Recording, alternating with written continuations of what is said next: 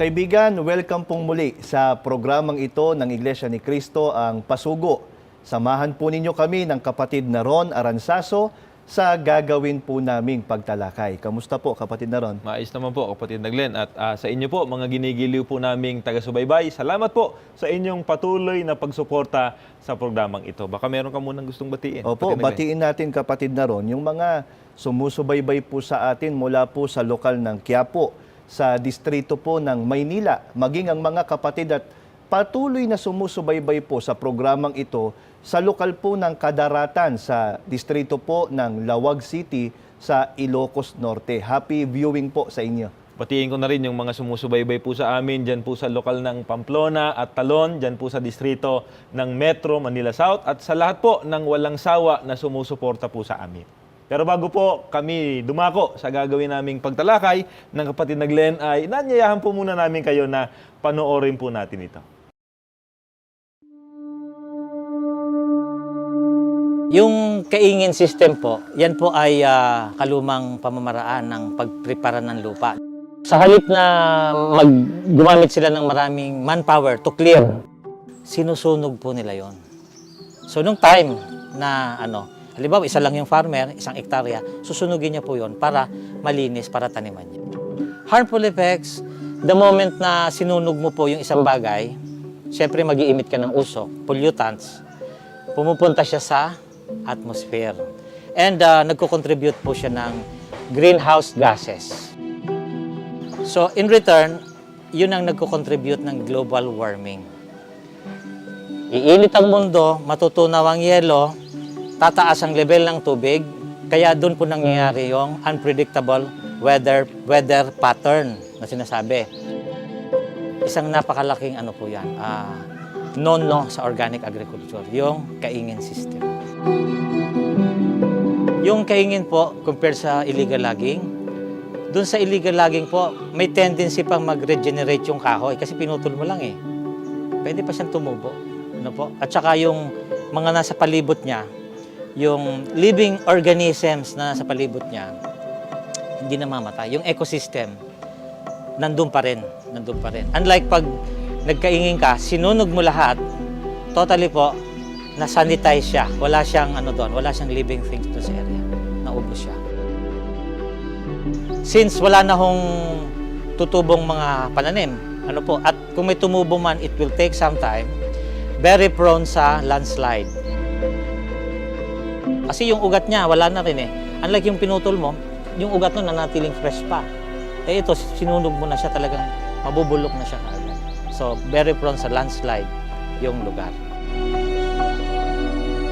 So, yung sa ecology po, pinanatil nating balanse yung ating ecosystem. Hindi pwedeng dumami yung isa na overpower nung isa yung isang bagay. So, pag hindi nasariwa yung hangin, ang epekto ho niyan, kung ang pag-usapan natin ay kaingin, mas maraming, hindi lang po kaingin, kahit po yung sobrang pollutant ng sasakyan. Industrialization po, napakalaki. Pero po kasi, sa sektor po ng agrikultura, base sa pag-aaral, sa sa United Nations po, ang 40% ng emission ng greenhouse gases nanggagaling po sa agrikultura, sa sektor ng agrikultura.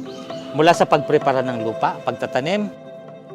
Sa preparasyon pa lang ng pagtatanim, meron ng ina-apply na chemical, weeding, herbicides. Sa pagtatanim, nag-apply na ng fertilizer. So, yun po yung mga epekto. Ngayon, pag pre-process pa po, transport of goods, pagbiyahe ng mga agrikulturang produkto, will cost you maraming usok. Maraming usok. Pero kung lahat ng lugar, mayroong gulayan sa bakuran, hindi na kailangan mag-transport ng gulayan po eh.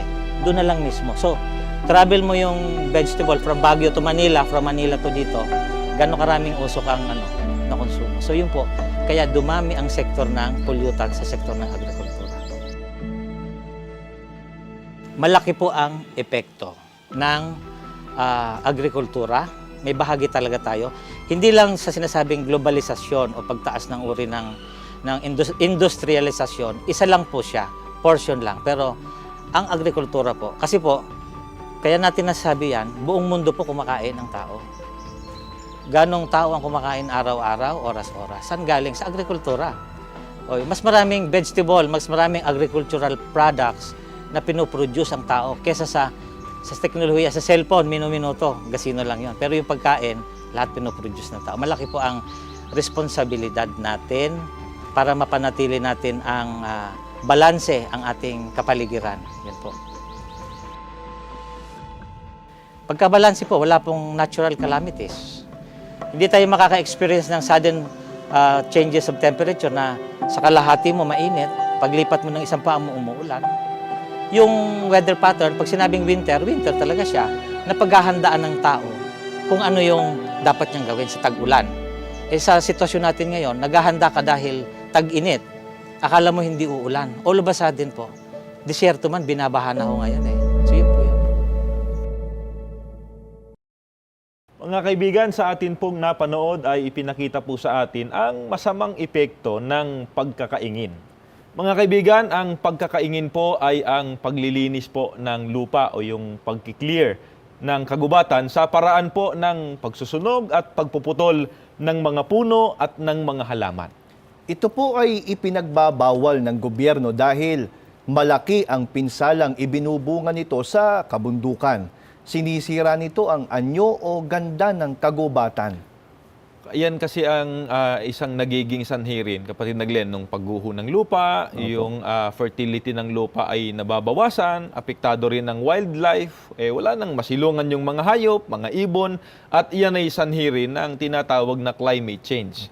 Mga kaibigan po namin, masasabing ang tao na rin mismo ang sumisira po sa mga bagay na nilikha o ginawa ng atin pong Panginoon Diyos, katulad po ng mga punong kahoy. At sana po, kapatid na ron, ay napansin na rin po ng ating mga viewers na ang tao rin ang napipinsala bunga ng Tama. hindi pagmamalasakit ng iba sa kalikasan. Gaya nga po ng narinig natin kanina na mga masasamang idinudulot ng walang habas na pagpuputol ng mga punong kahoy na sumisira po sa ating kalikasan. Ang totoo, kapatid na Glenn, hindi iyan ang layunin ng ating Panginoon Diyos kung bakit nilikha niya ang lupa at ang mga pinatubo niya rito.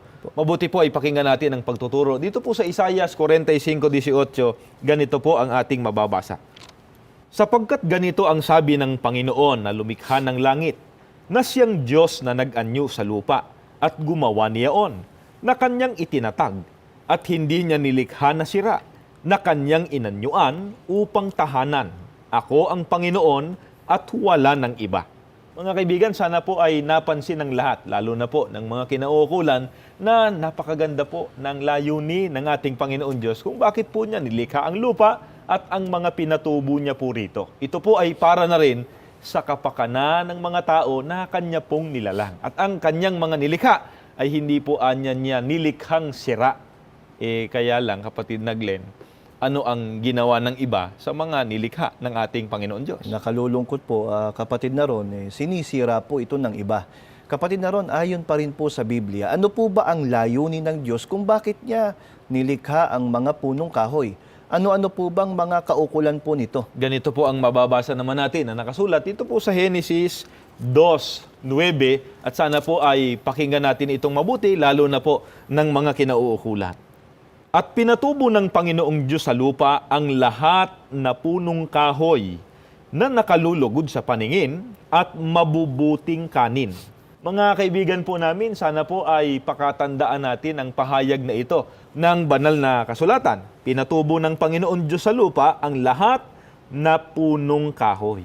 Dito lang, kapatid na Glenn, dapat nang mag-isip-isip ang mga walang habas kung pumutol ng mga punong kahoy, di ba? At sana po, mga kaibigan po namin, napansin din po ninyo na para din po sa ating ikabubuti. Kaya pinatubo po ng ating Panginoon Diyos ang mga punong kahoy. Ito po ay paraan niya sa ikaliligaya o ikalulugod ng tao na kanya pong nilalang. Di ba? Totoong-totoo yan, kapatid na Glenn. Yung iba nga po, kapatid na ron, umuupa pa ng horticulturist para mapaganda ang landscape ng kanilang tahanan. Ganito rin pong ginagawa sa mga paaralan, ospital at iba pa. Nakapagpapaganda rin po ito sa ating kapaligiran sa ikatutupad po ng layunin ng Diyos na ang mga ito ay para po sa ikalulugod ng ating paningin. Mga kaibigan, ang sabi pa nga ng mga dalubhasa, ang ating koneksyon sa kalikasan ay mabisang gamot sa lahat para sa improvement ng ating kalusugan, happiness at well-being. At bukod po rito, sabi nga sa talatang binasa po natin kanina, kung maalala po ninyo, may mga punong kahoy na nakapagbibigay ng mga bungang mabubuting kanin. Yan nga po, kapatid na ron, yung tinatawag na mga fruit-bearing trees na totoong kailangan po ng tao para sa kanyang maayos po na nutrisyon. Kaya mga kaibigan, talagang mabuti ang dulot ng mga pananim at mga punong kahoy. At hindi lamang tayo, di ba kapatid na Glenn at mga kaibigan po namin, ang pinag-uukulan at binigyan po ng Panginoon Diyos ng pagkain sa pamamagitan po ng bungang punong kahoy. Pakinggan po ninyo ang nakasulat. Ito po sa Genesis 1, ang talata po'y 30. At sa bawat hayop sa lupa, at sa bawat ibon sa himpapawid, at sa bawat nagsisiusad sa ibabaw ng lupa na may buhay, ay ibinigay ko ang lahat na pananim, na sariwa na pinakapagkain, at nagkagayon. Mga kaibigan po namin, sana po'y napansin ninyo na hindi lang po tayong tao ang binigyan ng ating Panginoon Diyos ng pagkain sa pamamagitan po ng mga pinatubo niya sa lupa na mga halaman at punong kahoy, kundi maging ang hayop at ibon po na ang mga ito ay nilikha rin ng ating Panginoon Diyos. Opo. Kaya kapatid na Glenn, ito ay kailangan upang maging balance Opo. yung tinatawag na ecosystem sapagkat ang mga ibon, yung mga hayop man, kasama na ang mga isda sa dagat, sa mga ilog, ibinigay ding pagkain ng ating Panginoon Diyos sa tao. Kapatid na ron, bukod po sa mga punong kahoy, ayon pa po sa Biblia, ano pa po ang mga pinatubo ng Diyos sa lupa na may malaking pakinabang po sa buhay ng tao? Narito po ang sagot. Dito po sa Genesis 1:29, pakinggan po natin ang pagtuturo po sa atin ng Biblia.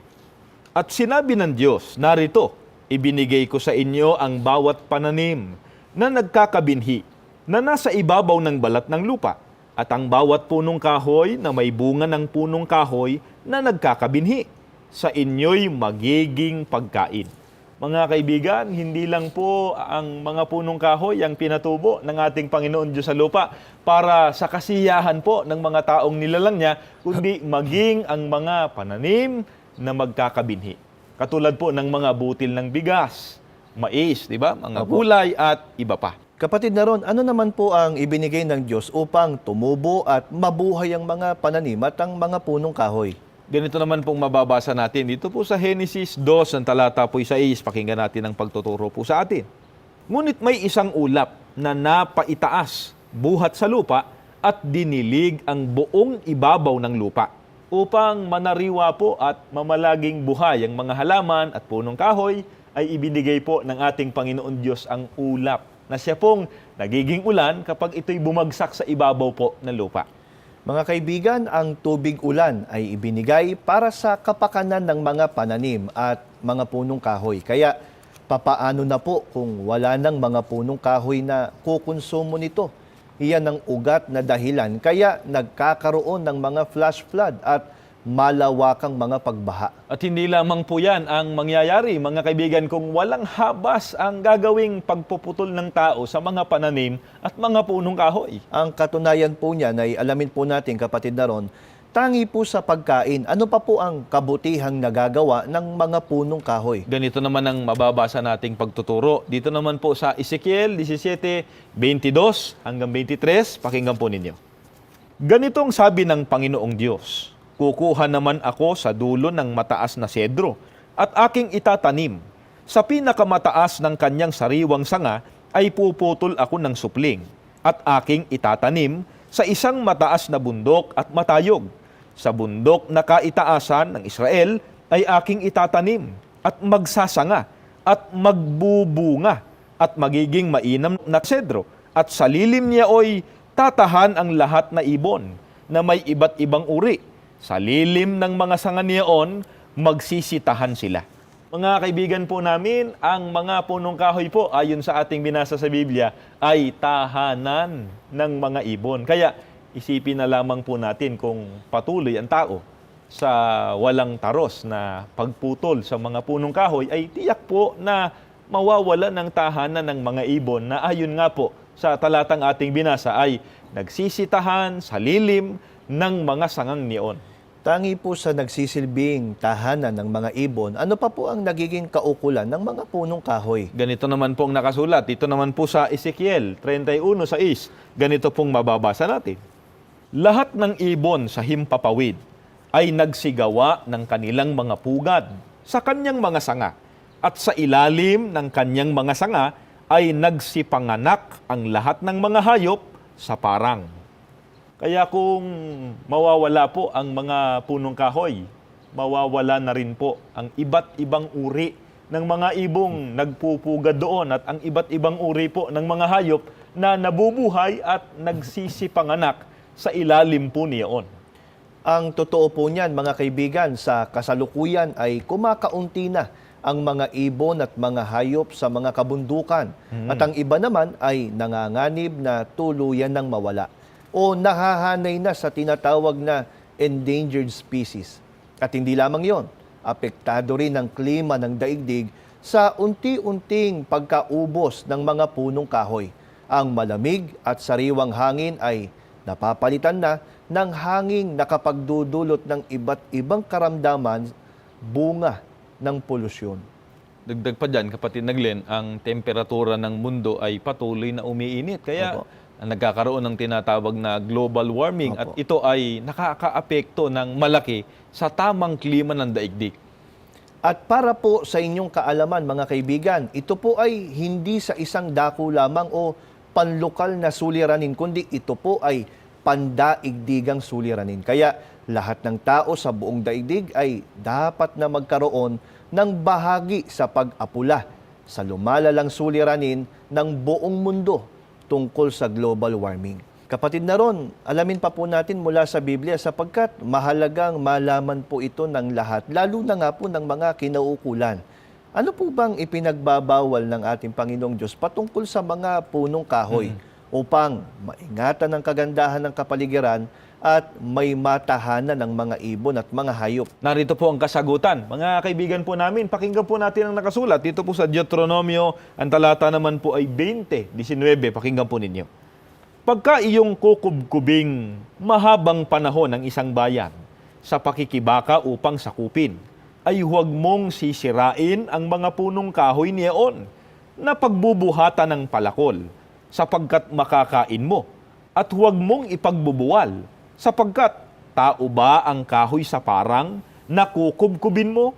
Mga kaibigan po namin, maliwanag po ang utos ng ating Panginoon Diyos. Ayon po sa talatang ating binasa, huwag mong sisirain ang mga punong kahoy niyon na pagbubuhatan ng palakol. Huwag mong ipagbubuwal. Kaya, sino man po na walang pakundangan sa pagbubuwal o pagpuputol ng mga punong kahoy ay hindi lang po sa gobyerno nagkakasala dahil nilalabag ang batas ukol dito, kundi higit po sa lahat ay nagkakasala sa atin pong Panginoon Diyos. Kaya kapatid na ron, dahil po sa ang mga punong kahoy ay nagagamit din na sangkap sa pagtatayo ng iba't ibang istruktura.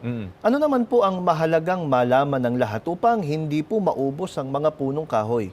Mahalagang marinig po natin ang pagtuturong ito. Dito naman po sa Deuteronomio 20:20. Ganito po ang ating mababasa. Pakinggan po ninyo.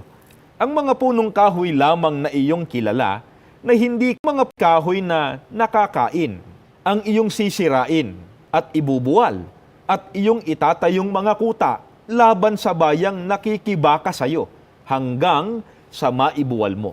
Pansinin po natin, mga kaibigan, na ang ibubuwal lamang na puno ay ang kilala na hindi nakakain. Ngunit dapat tiyakin po na may pag-uukulan.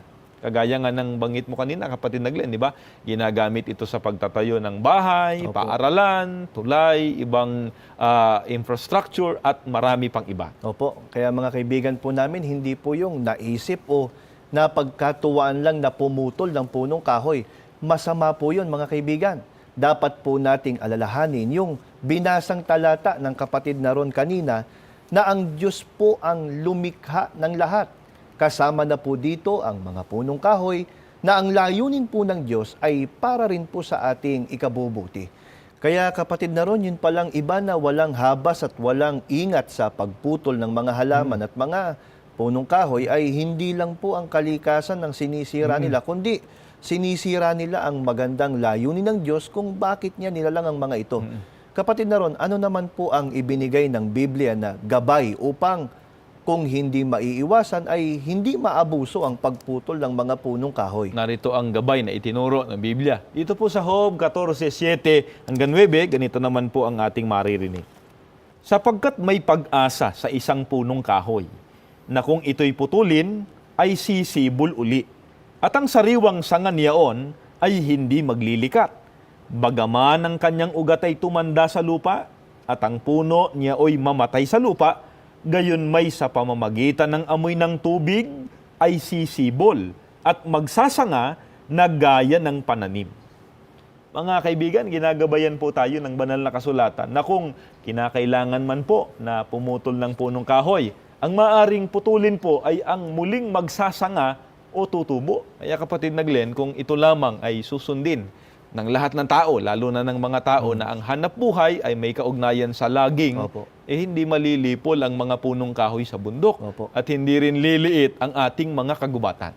Mga kaibigan po namin, napakahalaga po na sundin natin ang utos na ito ng ating Panginoon Diyos at gayon din ang mga batas na ipinaiiral po ng gobyerno ukol po dito. Halimbawa, yung tinatawag po na selective logging. Piliin pong mabuti ang mature o fully grown na mga puno at yaong kailangan lamang na puputulin at dapat ding itira ang mga seed-bearing trees upang magpatuloy ang pagbibinhi po ng mga ito. Dapat din po na sundin ang reforestation law o ang tinatawag po na replanting upang mapalitan ang mga pinutol na puno. Nang Tama. sa gayon po, kapatid na ron, ay may pakinabang pa ang mga susunod na henerasyon. At mga kaibigan, sa aspetong ito ay hindi po nagpapabaya ang Iglesia ni Cristo.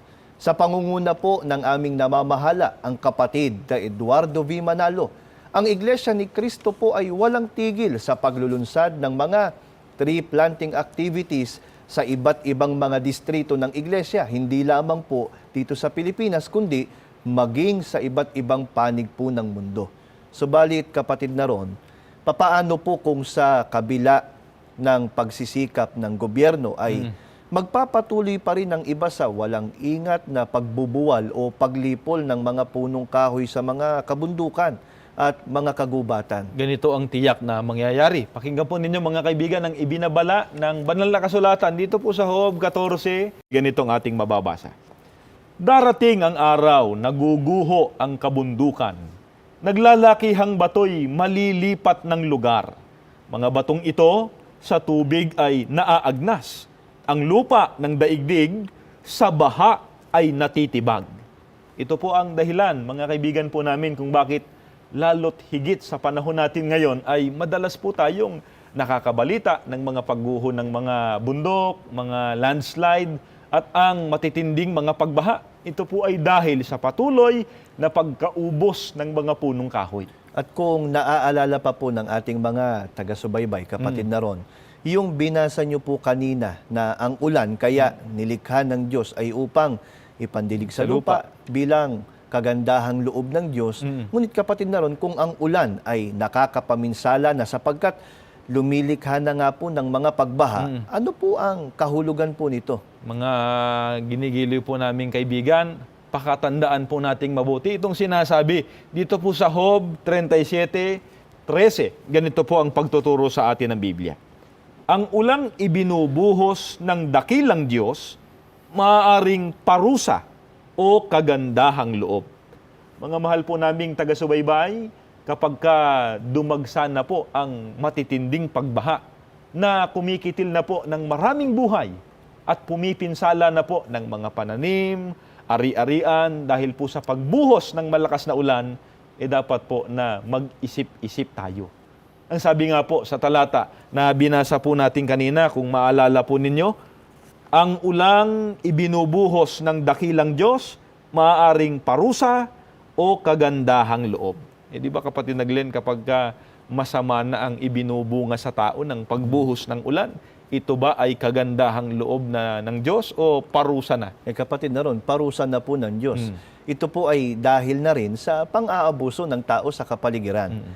Mga kaibigan, tiyak na natatandaan pa po ninyo ang mga super typhoons na nanalasa sa ating bansa na nagdulot ng mga pagbaha at pagguho ng lupa sa iba't ibang mga dako. Tinatayang bilyong halaga ng mga ari-arian ang naging pinsala. At ito ay lubhang nagpabigat sa kalagayan ng buhay ng marami po sa ating mga kababayan. Mga ginigiliw po naming taga-subaybay, hindi po natin nais na maulit pa ang mga ito. Hindi pa po huli ang lahat.